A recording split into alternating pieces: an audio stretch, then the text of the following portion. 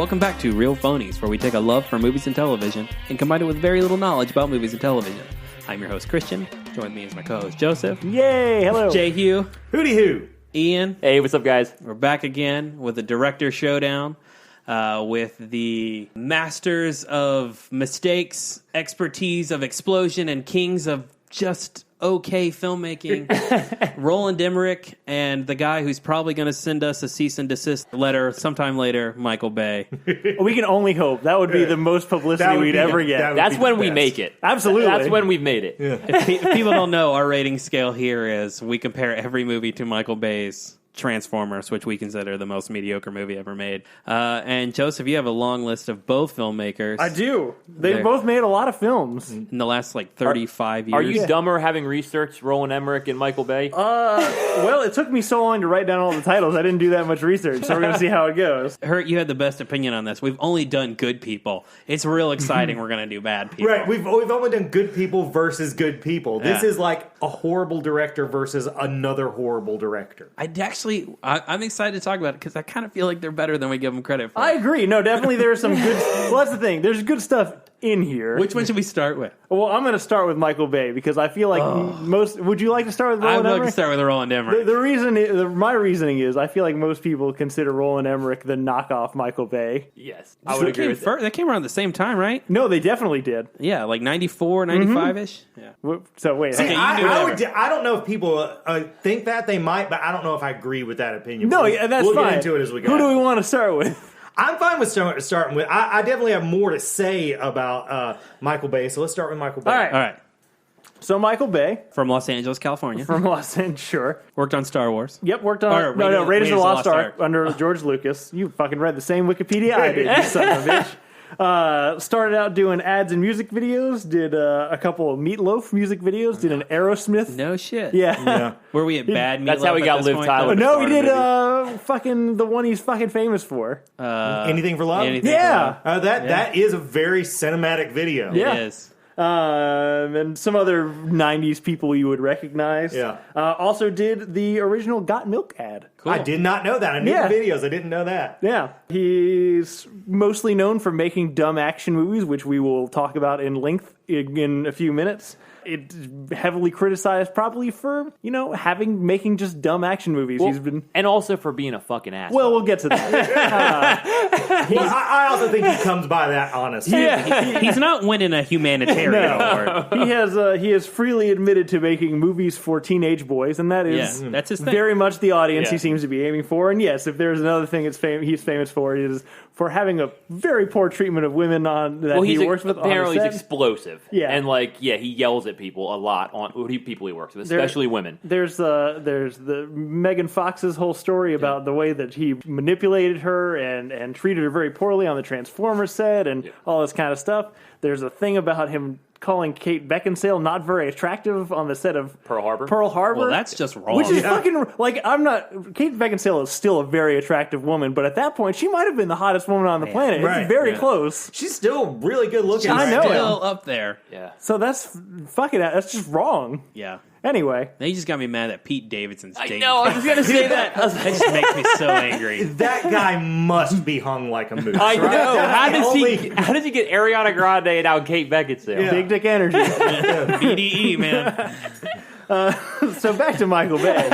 The first real film he got is actually kind of the first big film of Will Smith's career. Bad Boys with him and Martin Lawrence. And some girl that I don't remember. Who's in that? Gabrielle Union. No, She's in the second one. Yeah. I can't remember. I can't remember. I love these, both of them, but right now, I think Bad Boys 1 is hilarious. It's a great time. Bad Boys 2 is fucking great, too, but we'll get to it. But yeah, Bad Boys 1 I like a lot. The main thing I remember about Bad Boys is it seemed like it was already the sequel to the movie. That's actually super fair. Like, from the very first scene, you're supposed to, Already clearly know Yeah. who these two characters are. And I didn't. No. As a matter of fact, they were kind of playing against type to what they'd usually played. Well, because the first fair part of the movie is like the mistaken identity thing, Yeah, right? yeah, right. And that's very confusing when you don't know who they are in the fucking first place. Exactly. I thought this movie made Miami seem like a dope-ass place. Yeah, it's fucking lying. Yeah. But yeah, no, I mean, it's an action movie about two cops who are... What the fuck are they even doing in this? They're protecting some witness and pretending to be each other. And who fucking cares what the plot is? There's a lot of guns and explosions, and Will Smith is very charismatic, and Martin Lawrence is a real goofball. They wear a lot of wife beaters. They do wear a lot of wife beaters. Did Jerry Bruckheimer produce this one? He did. Because the main thing I remember about the early part of this guy's career is that, they didn't refer to these as Michael Bay movies. He wasn't the celebrity behind it. Yeah. They were Jerry Bruckheimer movies. Tia Leone. Sorry. Tia Leone. Yeah. Oh, I didn't even know we were asking that question. I totally knew that. Oh, She okay. was married to David Duchovny, But yeah, and they sort of got together right at the dissolution of Don Simpson and Jerry Bruckheimer's partnership, because I imagine cocaine. I figure that's what all these relationships dissolved for at that time, was cocaine. But one of the first directors I ever recognized was Tony Scott. Just as a kid, noticing that movie looks like that movie, and then looking that the same guy did both of them. So the first few Michael Bay movies, I thought they were Tony Scott movies, because he rips off Tony Scott just to a T. The sort of, there's no in between shots. There's close ups and wide angles. There's no you as a human would look at another human in real life in these movies. And he just, as he got his own voice, he just took that same thing and made it dumber. Do you think that was influenced by Jerry Bruckheimer? I mean, totally, because Tony Scott was their go-to guy. For a long time. And so I think it was totally, hey, come be this guy. Yeah. Totally. I'm not a big fan of Bad Boys. It didn't do much for me when it came out. I'm still gonna say it's better than Transformers. It's probably Which is better than Transformers. kind of weird. We're gonna rate these movies. No. I would say we'll get there. I think the second one I like a lot more. I like the second one better. The first one feels dated, I think. I'm going to say the first one's worse than Transformers. I would go worse, but the second one we'll get there. But I would say worse too, because I have turned it off on the TV before, and that's hard to do. The next one is one of my favorite ones, actually. The Rock, with Nick Cage and Sean Connery and Ed Harris. That's his best movie. I fucking love The Rock. Yeah, I wouldn't love say it it's too. his best movie, but it's a fantastic This film. is also one that I thought Tony Scott directed this. It looks like a Tony Scott movie. That's fair. No, I would say Michael Bay. This is his best movie by far, I think. I don't think there's any question it is Michael Bay's best I movie. will get in what I think his best movie is, but this one's real great. I just remember having such a fucking good time with it. I was still, young when this came out, so I thought it was really cool that I had this insider thing that only I realized that, Sean Connery was supposed to be James Bond in this. Wink, nod. I was not smart enough to realize I was an idiot yet, and every single person on fucking Earth got that. Yep. But yeah, it's a great movie. Also, a thing that's probably hard to remember about the times is before this, Nicolas Cage didn't do action movies. He was, which is impossible to remember at this point. He was like an actor before this point. He was the Coen Brothers. He was David Lynch. He did weird, quirky. I mean, he had won his Oscar at this point, right? No, he hadn't won his Oscar at this point. What year is this? 1996. Okay, maybe not. Yeah, but he had been. I think he had been nominated for Moonstruck. No. Yeah, I love that San Francisco. He shoots it. San Francisco feels fully formed. No, that action scene with the first Ferrari sequence. and the Hummer, so good. and the hills is fucking dope. The opening of this movie is awesome. Yeah, and if it doesn't get you hooked, you're wrong. Yeah, and what you said, Nick Cage is kind of a scientist nerd in this, so you can kind of see where he's not the action hero in this one. Right. So it's Nick Cage now always has a gun. Sean in his Connery hand. has so many great one-liners in this too. Ed Harris is a great villain. Yeah, you kind of get on his Ed Harris point is of always a view. great You know what I villain. mean? You can understand where and that thing where they come up out of the basement. The U.S. SEALs, and then Ed Harris is pointing the guns down. There's a lot of they make good use of Alcatraz. It's really well done. Also, Ed Harris was a villain that you were kind of on his side. Yeah, absolutely. Which is a lot more nuanced than anything that Michael Bay has ever done since, did since. Yeah. Absolutely. Also better than Transformers. Yes. Oh yeah, they're way better. Way better than 100%. Transformers. And totally works, like you said, as a James Bond sequel. Yeah. If you have never seen this movie or you haven't seen it in quite a while, go back. It actually holds up way better than you think it does. Yeah. So he followed that up with probably one of his most infamous movies before Transformers, Armageddon. With Armageddon comes before Con Air. Wait, did he do Con Air?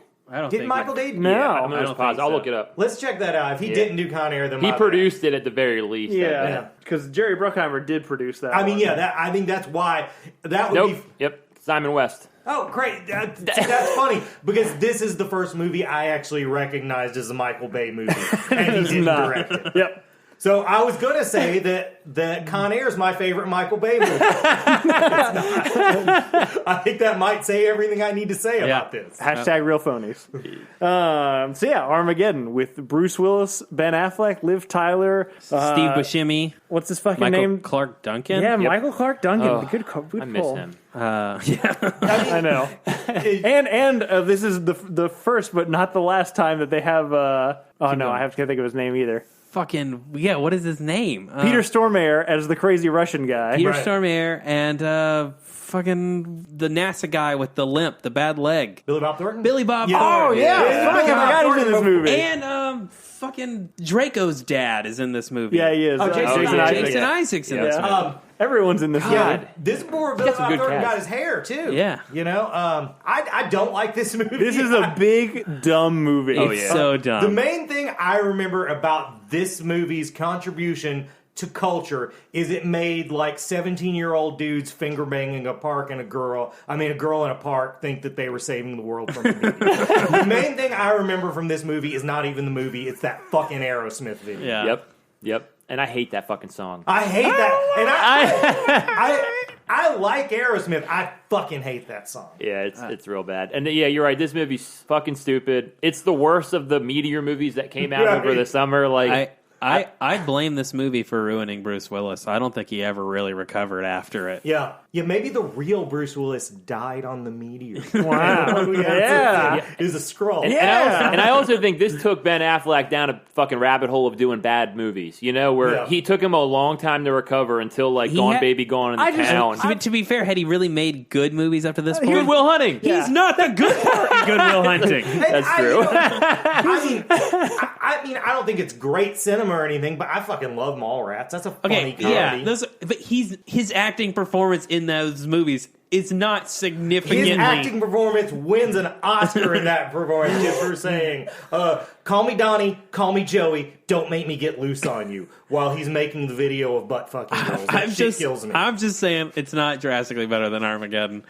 I do think it sets him on the wrong career path because it makes him an action star. Yeah, or something. like he was the babyface love at that point. Yeah, I also feel like based on the Ben Affleck we've known for the last 20 years, I feel like it's more his fault than anybody else's fault. He kept doing it. He doesn't seem to be a man that makes good decisions. Yeah, in the word of Nips, fair point. I would agree. He's the worst part of this movie, and the movie seems built around him. Yeah. It's not. This movie is worse than Transformers. It is. Oh, yeah. Yeah, if you guys haven't seen it, it's a bunch of Don't. oil drillers It's also 3 hours long. go into space to drill a asteroid. Here's what you do: turn your TV on, turn to TBS or TNT. It's probably It's on on. right now. There's more shots of people walking in this than all 3 fucking Lord of the Rings God, movies. so many lens flares Yeah. too. so much fucking Yes. lens flare. They love a Sorry. slow motion fucking montage of them walking in spacesuits in this movie. It's dumb. Yeah. It's a dumb movie.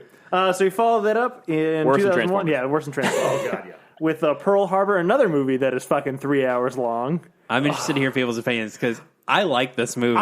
I think this is fucking Michael Bay in a nutshell. He was like, man, you know what would be cool is if I made From Here to Eternity better. And there was a scene at the end of that movie, instead of its tragic ending, where we get fucking revenge. Fuck this movie. Yeah, this movie's... Is this fucking Josh Hartnett in Yes, this movie? this Josh ruined Josh Hartnett. Ben Affleck, Yeah.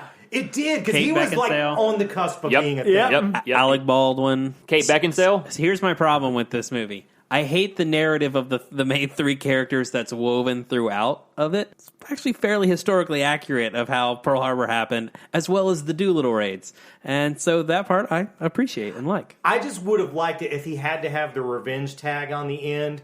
It was instead it was a fucking bomber with Ben Affleck and a cardboard cutout of Matt Damon in it. And they said, how about these apples when they dropped the fucking bomb? And then as the bomb is going down, Slash was playing guitar on it. In many ways, that would be a better movie. That's the ending to this movie. I would have been okay if you made a Pearl Harbor movie and then someone's like, how do you make a sequel? And he's like, we'll do Doolittle. Like, I think the Right. Doolittle raids deserve their own movie. Right. That's some cool shit. Right. But I agree, you kind of do it a disservice by making it like Right. a little tag.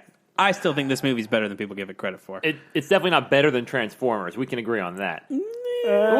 I've never watched the whole movie, but from what I've seen, it's worse than Transformers. I'll give you a worse, I guess. I don't like how he like actions up Pearl Harbor, which is a pretty sad fucking day in U.S. history, and like I don't like how that's handled. I don't like that scene. I'll say I like the poster. Instead of it being like a group shot of everybody looking with their chins out, it was just a picture of one of the bombers, and I thought that was cool. I think it has a really gorgeous shot in this movie where the Zeros are coming over the north side of the island, and the kids are playing a baseball, and there's like the Green Mountains, and the Zeros are flying. I think it's an excellent shot. I really think Michael Bay thought, like, I'm going to get an Oscar for this shit. That's what I really think. Oh, yeah. And, for sure. Like, he really thought that. And that shows you what a fucking idiot he is. You know what I mean? And I think it's almost his turning point. After this, he was like, I should have got the Oscar in this thing. Everybody's stupid, and I'm right. And that's where he goes from there on. You're not wrong. Yeah. Just looking at what we have coming up. Yeah, he goes dumber the rest of his career. So he followed this up with a movie that's not terrible called The Island with Ewan McGregor and Scarlett Johansson, and also Steve Buscemi, I think, is in this briefly. I'll check on that. Michael Clark Duncan is in it also. Michael Clark could have done so much better. Well, the really crazy part about this movie is you kind of see this shit twice because all this stuff comes up in Transformers as well. That's true. He takes a lot of, like, not even he replicates shots. He literally takes the exact shots from this movie and puts Transformers in the Transformers movie. Is that true? Yes, that is true. Well, like when they're like driving down the highway in the desert, that's from the island. He just put Bumblebee and Optimus in the shot. Oh my god! I remember. I think I kind of like this movie, but I don't remember a fucking thing. I know it's about clones. There's another movie that has a similar plot that's better. So there's right? a better movie. It's called Never Let Me Go. Yes. It's got Keira Knightley, Andrew Garfield, Carey Mulligan. It came out much later though. Yeah, it came out of several, but the book is based on a book which is older than that, which is sad as shit. But it's a good movie.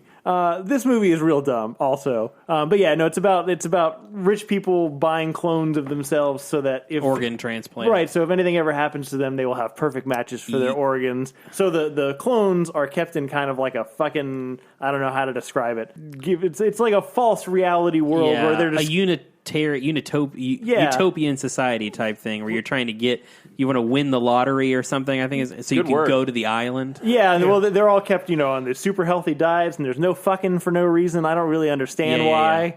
Yeah. You're not allowed to, like, fraternize. No, it's fine. Ewan McGregor is enjoyable in it. I like evil Ewan McGregor, who's the one who, like, bought the clone Ewan McGregor. I feel like it's forgettable. It's super forgettable. Like I said, all this stuff is new to me, and I know why I watched this movie. I've seen this movie like 3 times. I'll give it a better than Transformers just based on Ewan McGregor's hair. That's His hair fair. looked really nice in this movie, but besides that, fuck it. I'm going to say worse than Transformers. Yeah, I'm going to go worse because at least the first three we talked about, I remember them, and they're stupid and fun. This was like stupid but not so fun. I'm gonna go better than Transformers because I'd rather watch Ewan McGregor than Shia LaBeouf. That's fair. So that follows up with one of the most meta things we're gonna do on this podcast. Michael Bay's Transformers. You know what? It's the only movie that's equal to Transformers. I actually thought that maybe when we got to this one, we'd just be silent for 30 seconds. Because there's nothing for us to say about it.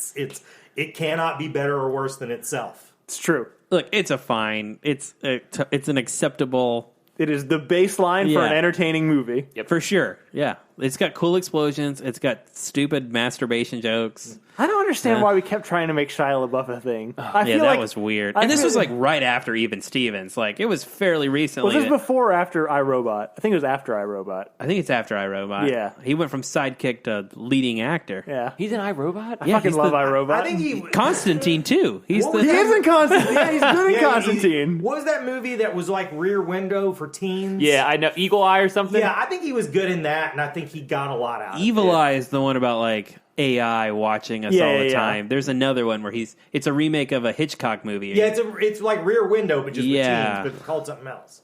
I can't remember. But yeah, there's really not much for us to say. No. Yeah, I think Bumblebee's the best performance in the whole movie, to me. The most charming. When Optimus first shows up in that alleyway, and I don't know, I really like that part. It gives me chills. And one thing I will say about this one, and it's continued through all these, is that Michael Bay seems to show his inability to capture emotions through the robots really well. Yes. Like when Jazz gets torn apart and Optimus Prime picks it up like, oh, Jazz. like there's no emotion to that whatsoever. Like, this is a beloved children's character that just got torn in half. And all he got was, oh, massage. Yeah. One way I will recommend this movie is if you're someone who your fetish is you want to finger bang a girl you just met on top of a friend you just made, this is the movie for that. Oh, that's the best line. Yeah. I just want to say, off topic from that, what was there a film franchise in the early 2000s that didn't try to make Hugo Weaving the villain in it? I guess he's not the villain in Lord of the Rings, but what was the pitch there? Like, Hugo, do you want to be a giant evil robot? He was like, anything that's evil. I'm the guy. Sign me up. Well, he is almost like that description of what a comic book villain looks like from Unbreakable. Like, he has the bigger head and eyes and stuff like that. So I can see why. And he has that great voice. He has a great voice. I think Agent Smith kind of got him down that path. That's super sure. fair. But definitely his face is not helping him. Yeah. That's why his best non-villainous role is V for Vendetta, where you don't never see fucking his see his face. face. Yeah. Yep. I would say I think with the action scenes in those movies, it's a lot of metal fucking running into each other. Yeah. It's hard to tell. They're robots that but fight. it's hard to tell which Transformers which. I remember thinking and watching this, you know what? I didn't really like the way the transforming and the robots played out, but it'll get better over the sequels. And boy, could I have not been more wrong. Yep. Well, that takes us right into Revenge of the Fallen. Well, let's power. Honestly, they're not directly in order, but let's power through 2 through 4 because there's not that many more things to say. Well, about he does 2, 3. Oh no, that's 2 and 3, and then there's a couple he things. He did 3 in order. He did 1, 2, 3 back to back. So, and 2 and 3 are real fucking bad. Disagree. Hard disagree. Well, I would say this one thing about Revenge of the Fallen, the second one that's really incredible, is it's not one bad movie. It's like 2 bad movies. That's true. Yes. Yeah, Revenge of the Fallen. There's the next one. It's worse than Transformers. It's definitely worse than Transformers. That's it's the worst one. Meandering. It's dumb. It's for some got reason racist it happened robots. during the It happened during the writer's strike. It's got he wrote it. That's the problem. It's got Transformers testicles. It's just absolute nonsense. There's Transformer testicles? Yes, there are. Megatron's subservient to someone else for some reason. Yeah. Yeah, it's just a dumb fucking movie. Transformers 3, we've replaced Megan Fox with Jason Statham's wife. It's got Patrick Dempsey as the villain. I forgot all of this. I like the Chicago Rose gets Harrington. destroyed. Chicago gets fucking leveled. I like this movie. I like the whole last act where they're fucking in the skyscrapers. I like the action sequences at the end. I feel like it's one of the more comprehensible ones. Oh, yeah. I think, is it Leonard Nimoy in this movie? Leonard Nimoy is in this one, and that's probably the part I like the most about it, because his voice is great in it. This is the one that, because I, on previous episode have said that I think everyone applies the metric wrong, the better or worse than Transformers. But this one is the most paradoxical to me, because I know that Transformers 1 is a better movie than this. But since I do enjoy this movie, and Transformers 1 is the level, then it has to be better than Transformers. So if I was a robot right now, my head would fucking explode. And I also remember... Isn't Leonard Nimoy the bad guy in this movie? He is. Well, there's a twist. Yeah. Oh, spoilers. Another one. Oh yeah, fucking spoilers for fucking Transformers 3. Sorry we ruined it for you. Another one, they kill Ironhide in this, and no one gives a shit. shit. Not one person even mentions it. Is John Turturro in this one? Yes, he is. He's in all 4 of them, I think. I don't know if he was in the last one. I can't remember. These all bleed together for me. Peter Cullen and Leonard Nimoy are the only 2 people in the current ones who are also in the... Right. Well, actually, later, Frank Welker shows up in the later does he? ones. Yeah. Oh. But also, this one is the one where Optimus Prime gets real murdery. It's where he just all like, "I'll execute every motherfucking last one of you." Just shit like pretty that. good. And thanks. The only other thing I remember about this, just because I was working at the theater at this time, is that at least like 19 or 20-year-old me thought the end credits was full of bangers. And so I really enjoyed cleaning this one. I'd have to go back to find out if I was right, but I remember it having a really good soundtrack. What are bangers? He wants to bang. Music he wants to jam to. Was this the one with Paramore on the end? Yeah. Because I remember specifically, this is one of the reasons Sarah hated you. Because you loved that Paramore song, and it just enraged her. I don't even like that band, but I like that song. I don't know. Was it It's Misery a banger. Business? I don't fucking know. I don't know. So we follow that up with probably what I would consider his best movie that he's made in later years. Pain and Gain, kind of underrated. I think this is his best movie. Yeah. I love Pain and Gain. I think the whole movie, his style is the only person who can make this movie work. That's absolutely, I agree with that. Yeah, it's got Mark Wahlberg, Anthony Mackie, and a fucking ginormous rock. God, he's He huge. definitely He did is so steroids. fucking He huge. definitely did steroids to get there, Mark Wahlberg.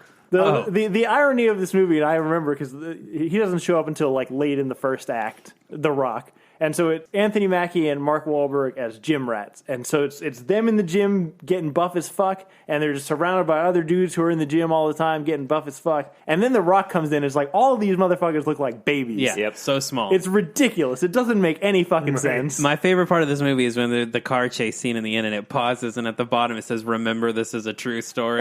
Like, it's just like a nice little tidbit. Yeah. I fucking love this movie. It's a dark comedy. It's a it true gets story. really dark. It gets real dark. Yeah. They murder a guy at one point. You're Very bloodily, like...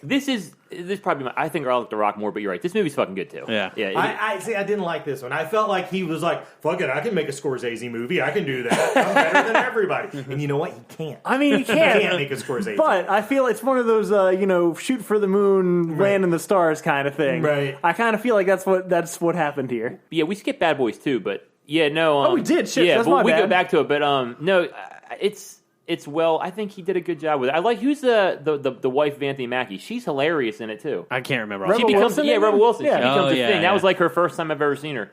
This was my first working fair. Michael Bay movie. So hang God, on. that movie's funny. Let's back up to way back in 2003 when we did Bad Boys 2. Yeah, which way after there was a call for this sequel. Yeah. Sure, Yeah, it yeah, had been years. but 9 years, something This like that? and he does. The only made me think is because Pain and Gain's in Miami. This is in Miami. He Yep. does well with Miami. Like he does kind of. He lives there. Yeah, he does Doesn't well this with one go to like Cuba or something? at the end. Yeah. Yeah, but most of it's in Miami, and they're trying to get ecstasy. The first one's Peter heroin. Stormare is a ridiculous Russian again, I Yeah. think. Yep. Gabrielle Union is Martin Lawrence's hot sister. And she's good. Oh, she's really good. Yeah. They're doing a spin-off show with her. Yeah, and Jessica Alba. Yep. This movie's hilarious. It's better than Transformers. Yeah, this one's better than It is better Transformers. than the first one.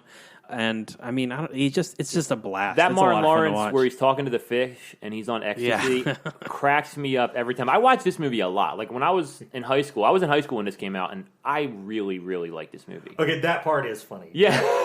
I would say this movie better than the first one, but I still don't really like it. Nothing about it sticks with me. It's got cool action scenes, like the opening one where they're like fighting white guys with KKK people, and they come out of caskets, and then they go to Cuba, and he does Hummers a lot. They're in a Hummer in that one too. Maybe I do like this movie because I like the KKK part too. That Yeah, was pretty good. there's. I don't know. I really do think this is probably Is this this is better one than the The one Rock. with Maybe Henry this is better. Rollins, or did the first one have Henry Rollins? One of them had Henry Rollins in it. I don't know who Henry Rollins is. I like think you he's said. in the first one. Okay.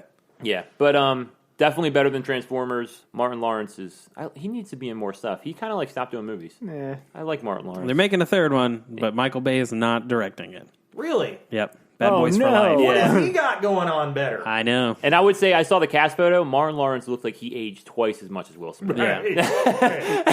Will Smith got that Scientology money. That's the thing.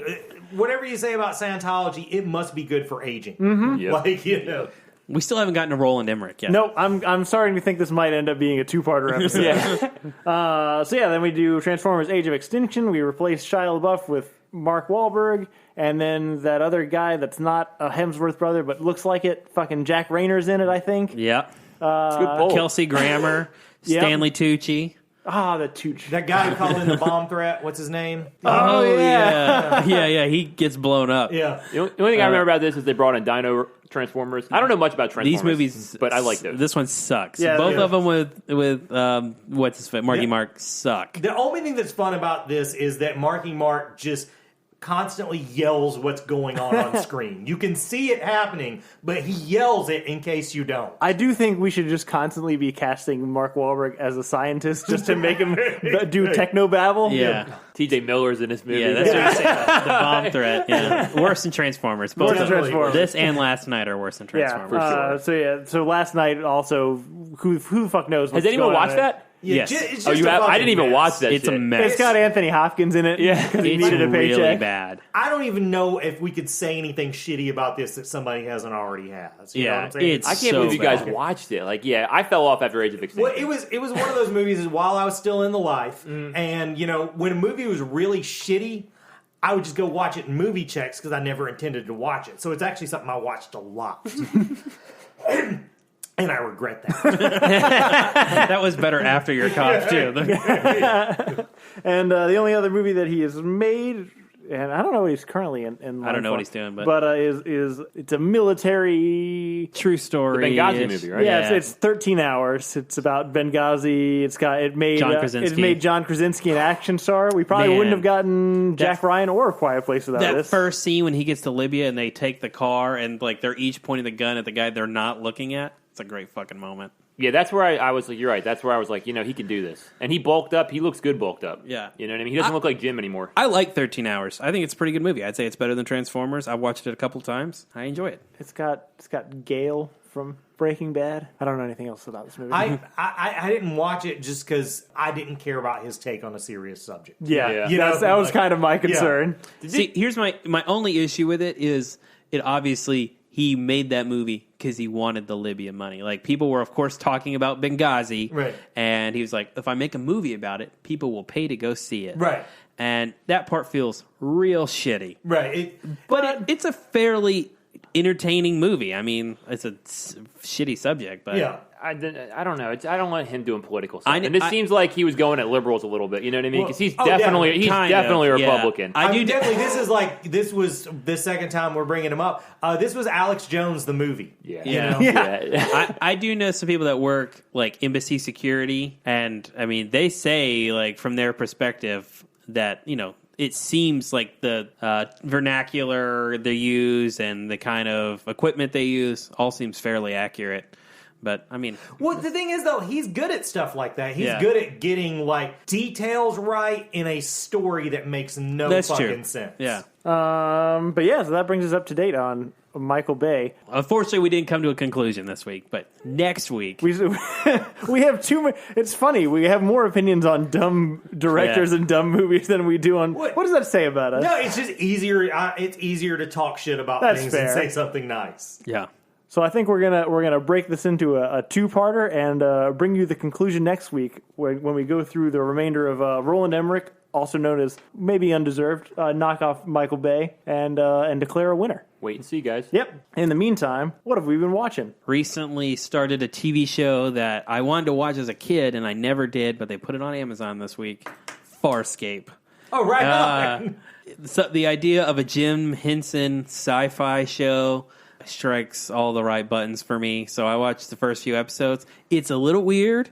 I wasn't gripped immediately, but I'm gonna stick it out. I'm gonna keep going. It's pretty fucking strange, and it's definitely like a low budget. I think it was Sci-Fi's first original TV show. Yeah. So it's kind of low budgety, and there are a lot of goofy puppets in it. But again, I like that shit. So it looks like Doctor Who in 2005, but also came out in the United States in like 1998. So that kind of tells you where film production was between the two countries. Yeah. But I remember I liked it, but I also don't want to revisit it because I don't want to find out I didn't. Yeah.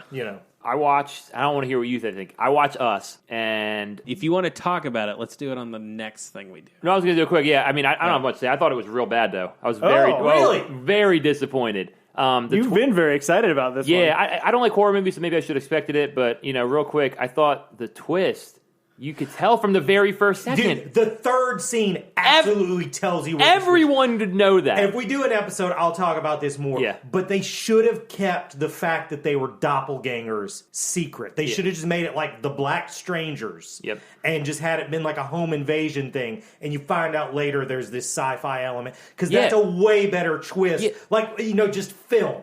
It's a way better... It's not a horror movie. It's a sci-fi movie.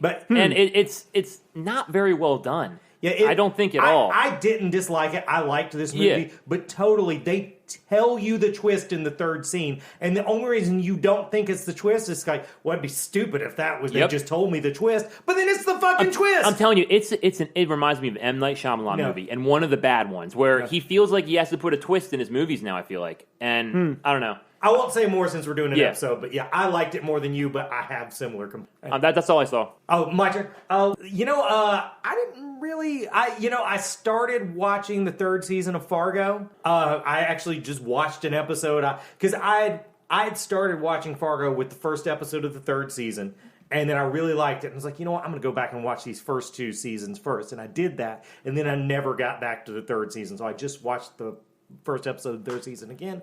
And I like it a whole lot. I can't wait to see more. That's you should. a good fucking You're show. a Carrie Coon fan from Leftovers, Yeah, so I know that's your shit. And just Scoot McNairy's in this first episode. Doesn't look like he'll be making many more appearances, but it's a fun show. I need to get back to that one because I did like it. I just don't know. I don't know why I stopped. It's it's good. I watched the John Wick knockoff Hotel Artemis on a plane. All right, Hotel Artemis. Who's in that? It's got a lot of fucking people. Dave Bautista's It's in it, got right? Dave Bautista, Jodie Foster, Sterling K. Brown, Sophia Botella, Zachary Quinto, Jeff Goldblum, A bunch of and people. Charlie Day. I don't remember. I got them all. Yeah. And Jenny Slate. I got them all.